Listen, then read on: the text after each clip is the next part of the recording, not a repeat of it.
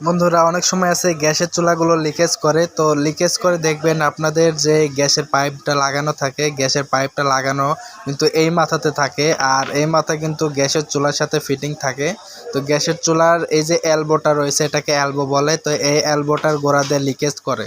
তাহলে কি কাজ করবেন? এই যে দেখেন যে থ্রেড টেপ রয়েছে, এই থ্রেড টেপটা প্রথমত আপনারা গ্যাসের চুলার যে নজল থাকে বা গ্যাসের চুলার যে পাইপটা থাকে এভাবে থ্রেড টেপটা মেরে নেবেন বা পেঁচাই নেবেন। পেঁচাই নেওয়ার পরে এই যে এই ধরনের নতুন যে কেবল ইয়েটা রয়েছে, এটা এলবোটা রয়েছে, এই এলবোটা দেখেন এটার মধ্যে প্যাচ কাটা আছে, এই প্যাচটা দিয়ে কিন্তু খুব সুন্দরভাবে ঘোরাবেন।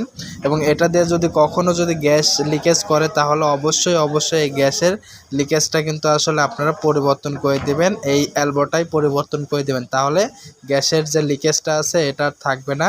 আর এভাবে কিন্তু চালানোর রিস্ক, তাই আপনারা কিন্তু গ্যাসের চুলা যেভাবে রিপেয়ার করবেন বা গ্যাসের চুলা যেভাবে ভালো করতে হয় সম্পূর্ণ ভিডিওগুলো আপনারা আমাদের এই ইউটিউব চ্যানেলে পেয়ে যাবেন। তাই ভিডিওগুলো দেখে আসুন যে কীভাবে গ্যাসের চুলাগুলো সার্ভিসিং করি, কীভাবে গ্যাসের চুলা সার্ভিসিং করব।